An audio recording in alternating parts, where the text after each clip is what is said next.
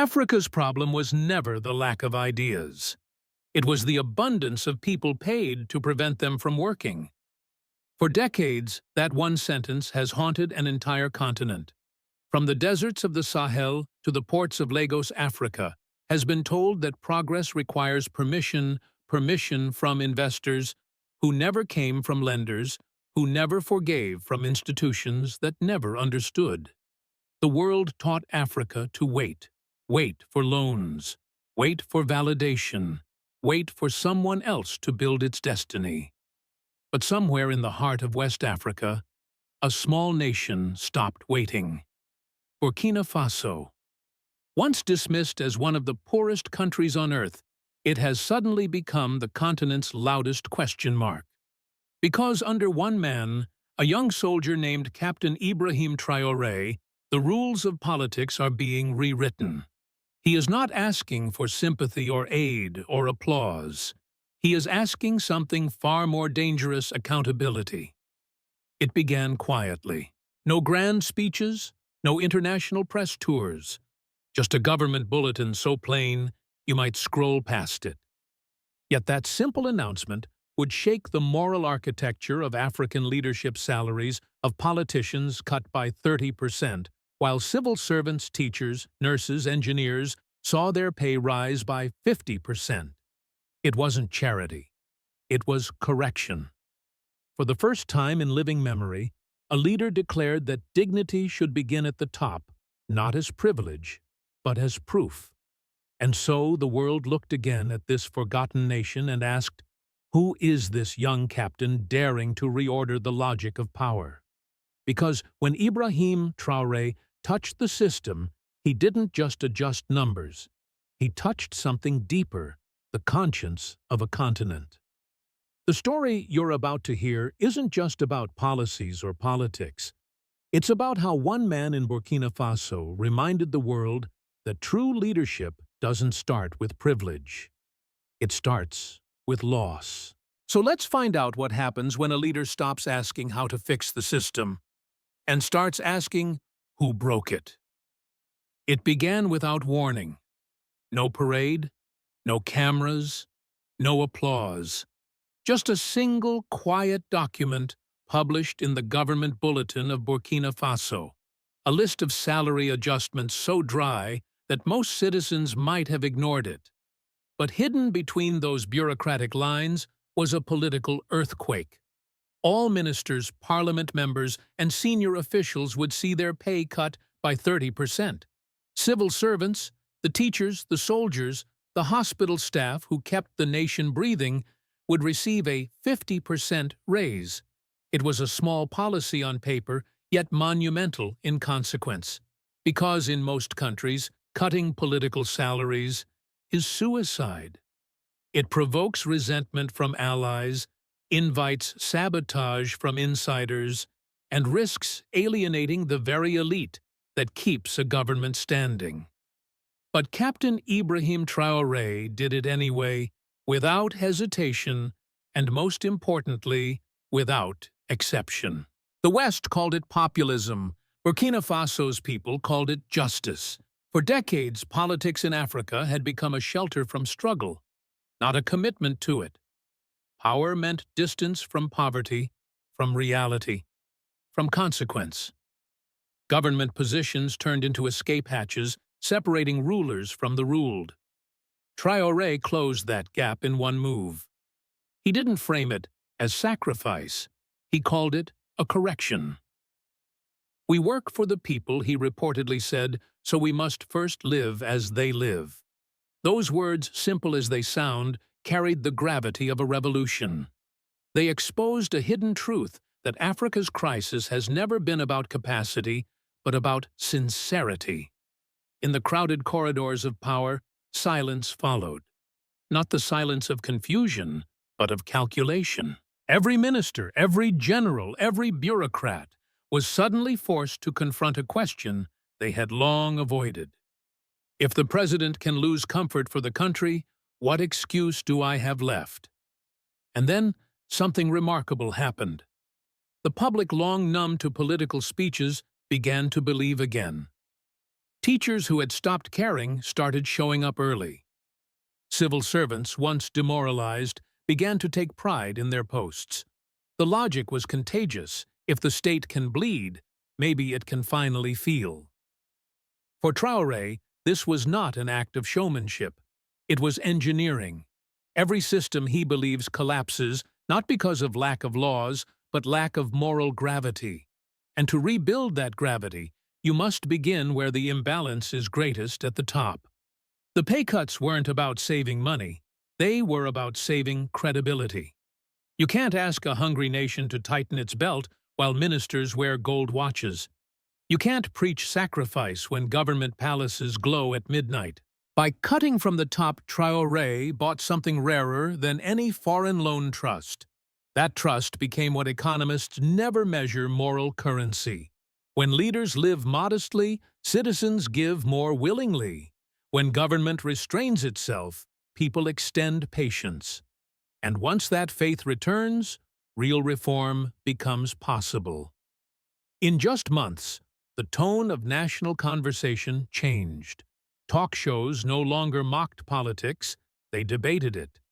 Ordinary Burkinabe began to say something unthinkable. Just a year before, maybe this time, it's real. That shift, subtle, emotional, invisible to markets, was the first proof that a nation's renewal begins not in its economy, but in its ethics. Leadership, Traoré proved, begins with loss. And, as that moral foundation settled, the next chapter of his revolution was already being drafted, not in the cabinet room, but in the classrooms of a nation ready to rise. After cutting salaries at the top, Ibrahim Traoré didn't stop to celebrate. He turned his attention to the one battlefield where every nation's future is decided, not the parliament, not the military, but the classroom. In the months that followed, the people of Burkina Faso woke up to another quiet announcement: university education would now be free.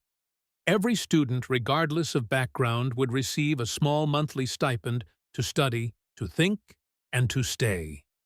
It was a headline that stunned the region.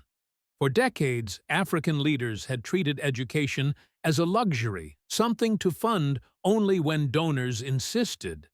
But Traoré's move flipped that logic upside down. He wasn't funding schools out of generosity. He was arming minds for independence.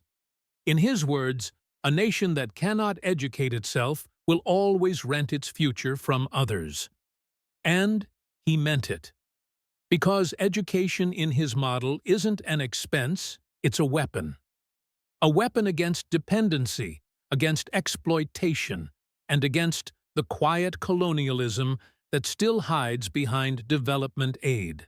Every stipend paid to a student carries a message: stay here, think here, build here. For the first time, the son of a farmer could imagine becoming an engineer without leaving home. The daughter of a market vendor could dream of medicine or law without trading her identity for a visa.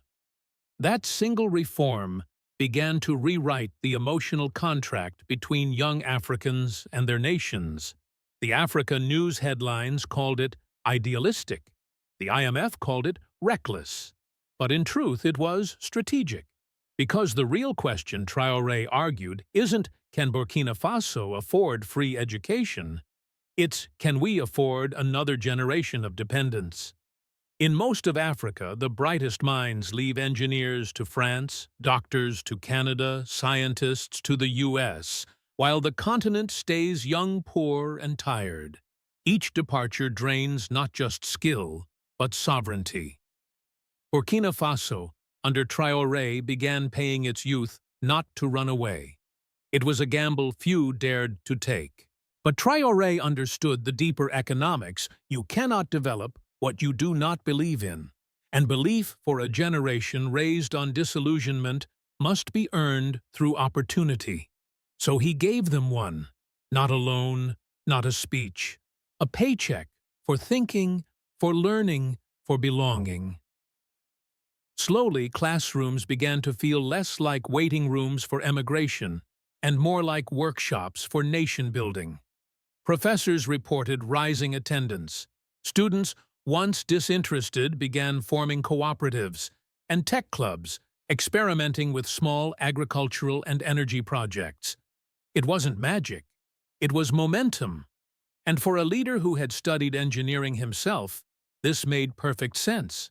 Traoré saw education not as philosophy but as architecture. Each idea, a brick; each reform, a beam, building the mental infrastructure of independence. The transformation wasn't only economic, it was psychological. When a government invests in its youth without foreign permission, it sends a message to the world: we are done renting our dreams. And that message travels faster than any newswire. Across Africa, from Ghana to Sudan, whispers began spreading. Did you hear what Traoré did in Burkina Faso? He made college free. It was a small policy, yet symbolic of something greater, a continent rediscovering its agency. But Traoré knew that education alone could not sustain a revolution. Enlightenment without bread, he said, is a candle in the wind. A mind must think, yes, but a body must eat. And so, just as the last classrooms filled with students, the next phase of his transformation began to take shape. Not in lecture halls, but across the farmlands of the Sahel. Because if knowledge can make a nation think, can food make it stand? When Captain Ibrahim Traoré looked out across the red earth of Burkina Faso, he saw more than dust. He saw potential, the kind buried not in mines, but in the soil itself. For generations, Africa had been taught to grow for others: cocoa for Europe, cotton for France, coffee for the world. And in return, Africa imported the very food it could have grown itself. The continent fed everyone except its own children. That contradiction haunted Traoré. He knew that no nation depending on imports could ever call itself free. So after rebuilding the nation's classrooms, he turned to its fields. One morning, without ceremony, a convoy of machinery rolled out across the country: tractors, seeders, harvesters, irrigation systems, over 5,000 units in total. Villages that had known only wooden plows now heard the deep metallic hum of modern agriculture. It wasn't a parade. It was a declaration. Every machine was a statement: Burkina Faso will no longer eat at someone else's table. Western experts called it inefficient. They said Burkina Faso should focus on exports, not self-sufficiency. But Traoré wasn't listening to the old textbooks. He was writing his own. A hungry nation has no sovereignty, he told a group of young farmers, and a fed one answers to no one.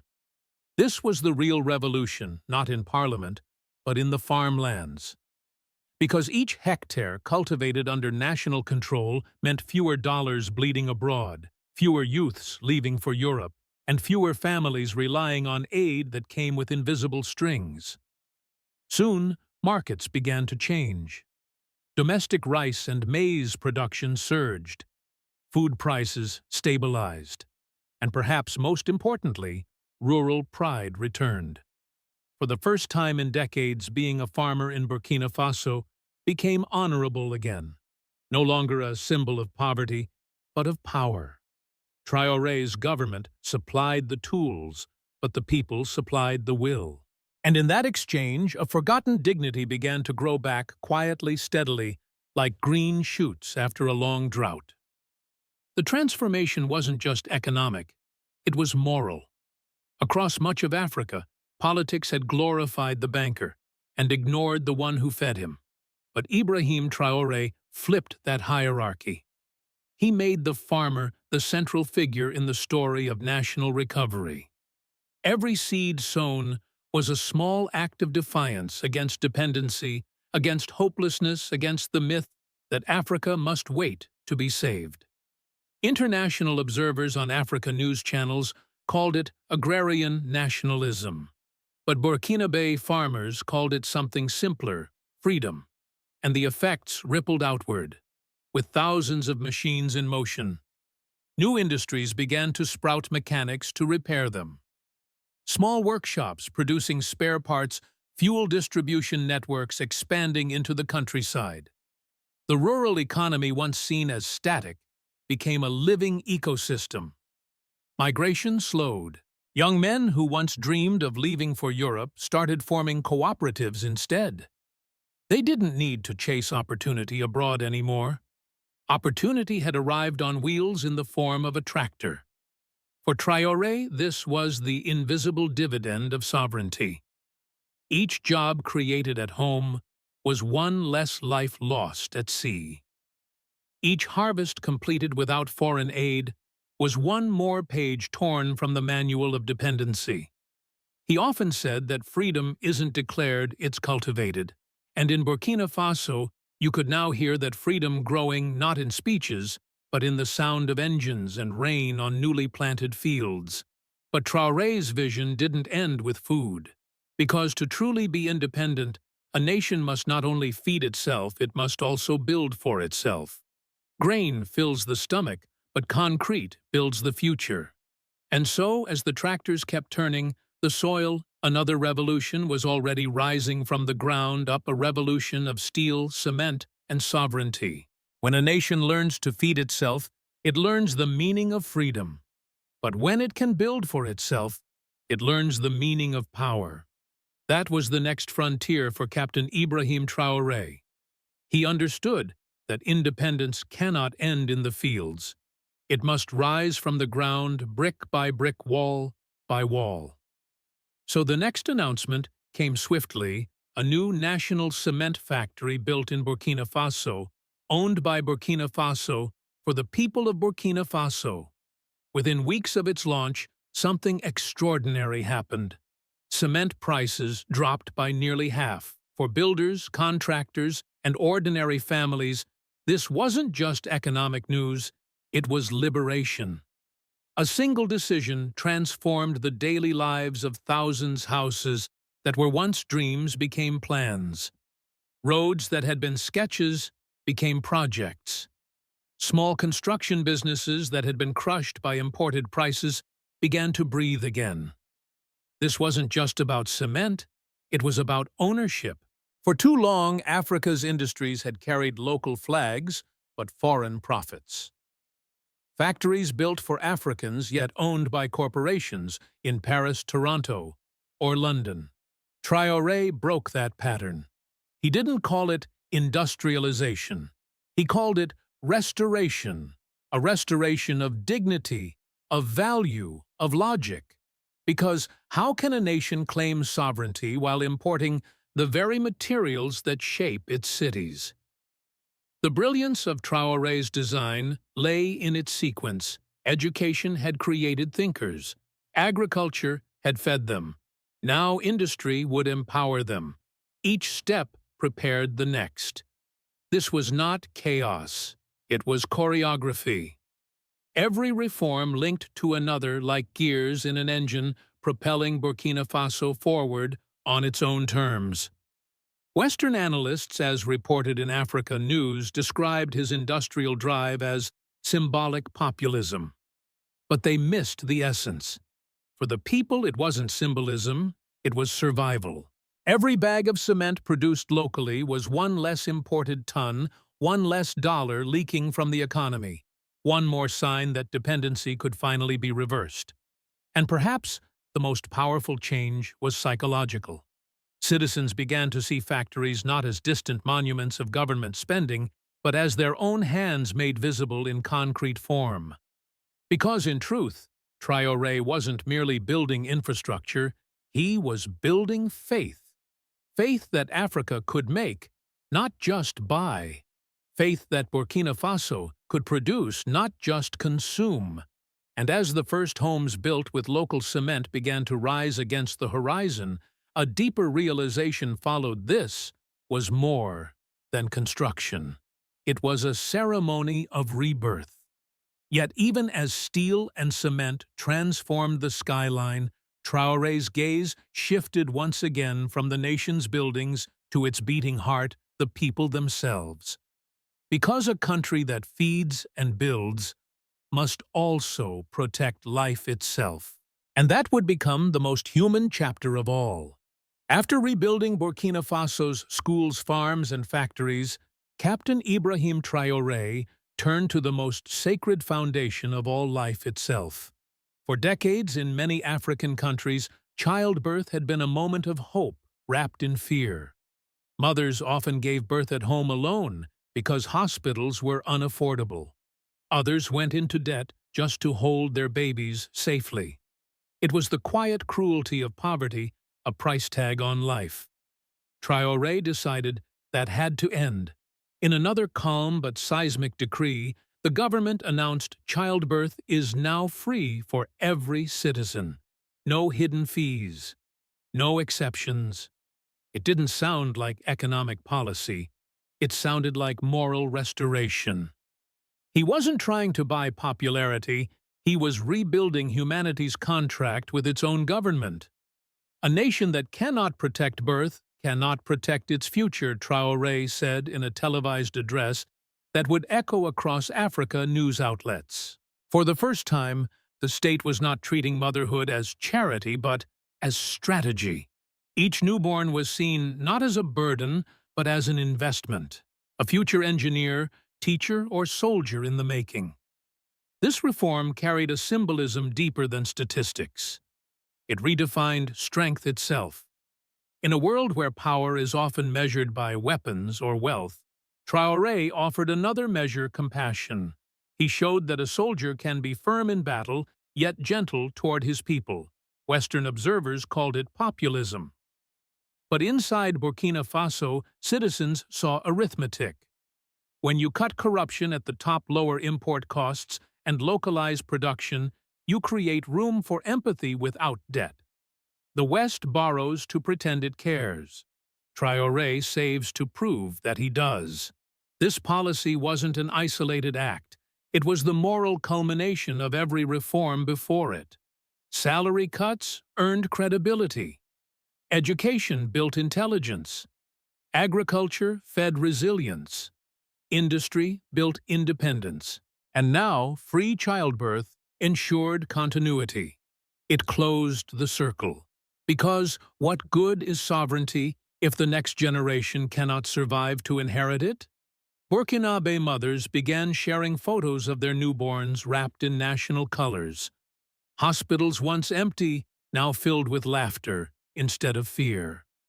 For the first time, poverty didn't dictate who lived. And that is the quiet revolution within Traoré's leadership. He is proving that governance is not about control, it's about care. As one local nurse told a reporter, he gave us machines for our fields, cement for our homes, and now hope for our children. And hope once born does not die easily.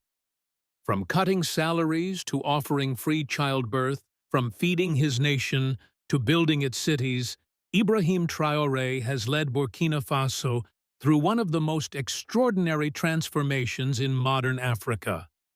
Each reform, each decision followed a single moral compass, returning power to the people from whom it was stolen. He didn't wait for permission. He didn't ask for validation.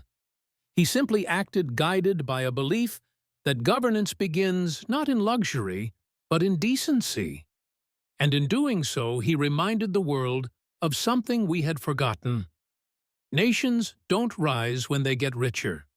They rise when they get fairer. For decades, Africa has been told that progress means imitation. Copy Western models, follow foreign advice, depend on imported wisdom. But in Burkina Faso, a young captain has quietly proposed another path, one built on integrity, balance, and courage. He is not promising miracles. He is proving principles. When leaders live as their people live, when governments serve before they speak, when progress is measured not by skyscrapers but by fairness, that is when a continent rises. This perhaps is the real African Renaissance that history books will one day describe not a slogan, but a shift in soul. And as the engines hum across the farmlands, as schools fill with students, as mothers hold their newborns without fear, the world watches. Some with admiration, others with concern. Because if one small nation can rewrite its destiny without permission, what excuse do the others have for still waiting? So tonight, ask yourself, do you believe that President Ibrahim Traoré's model could truly free Africa from dependency? Can moral leadership still thrive in a world addicted to profit? And if it can, will we have the courage to support it? Please share this story if you believe that the truth is more important than the headlines. Subscribe if you believe that Africa deserves leaders who serve, not rule. Because the quiet revolution in Burkina Faso isn't just their story, it's the beginning of ours.